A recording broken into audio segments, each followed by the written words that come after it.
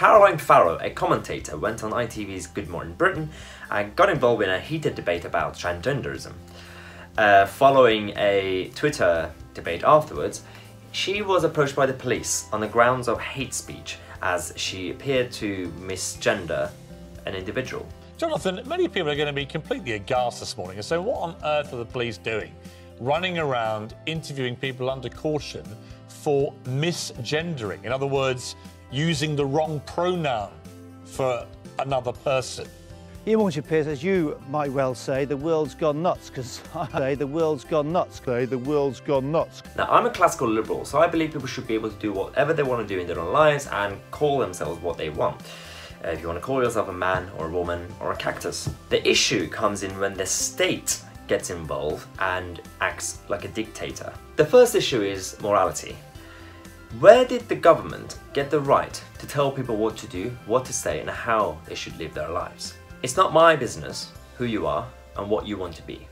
But don't tell me what to do and what to call you. That's the first problem. The second issue is the nature of the insult.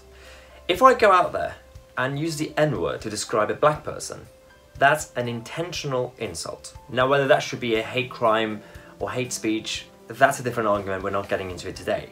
The problem is a difference between intentionally actually targeting someone and insulting someone, whatever the insult could be, and someone actually expressing their opinion based on what they believe philosophically or based on faith or just personal values. This is where it's not the job of the state to get involved in the debate and take sides, either side.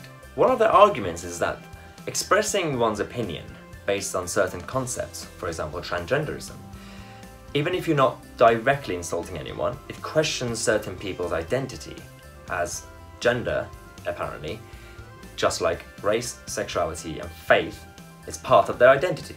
Fine. Then why is it that when a Christian person questions transgenderism as a concept, because it's part of their faith and their faith is part of their identity, why is it that it's not questioning that Christian person's identity? For example, a 74-year-old grandmother, Margaret Nelson, got a call from the police. She got approached by the police because she wrote a blog about transgenderism.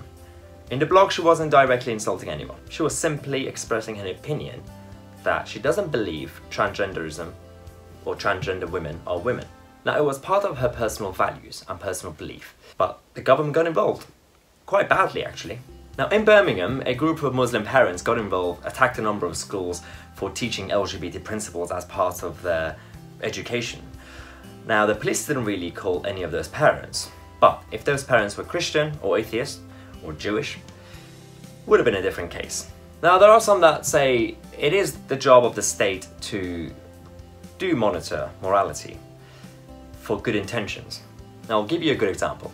I was born in Iran, a country that has a government that does get involved in these sort of things on a daily basis, and it does come from good intentions from their perspective. As an example, women aren't allowed to go to stadiums to watch football games in person. Now, the government's position is that it's because men or male football fans use bad language and this would offend a lot of women. So the state solution is to actually ban women from being near that environment. So they should just watch the games on TV. And yeah, it's all for the protection of women. Another example from Iran is that you're not allowed to call Prophet Muhammad's name but by just his first name, because it offends some religious people because it's part of their identity. It questions their identity and it's offensive. Or that in movies or TV shows you're not really allowed to talk about or promote unmarried relationships because it offends married couples, because it's part of their identity and it questions their identity. It's bonkers, I know, but that's what's happening in Iran. The state is involved because it thinks it has the superior moral platform and it's their job to protect their citizens, and obviously hasn't worked. It's wrong, but it also hasn't worked. And all it's done is it's limited and it's actually taken away people's freedom. So as someone who's experienced that system, my message to everyone in the West is this: be careful, because this is what could bring down our free society. The 1984 police state is already increasing. Let's not make it worse. Especially at the time when police resources should be used to tackle real crimes, like the knife crime crisis in London. Thank you again for watching. If you enjoyed these comments, again, as usual, like, share, and subscribe to the channel. Thank you very much.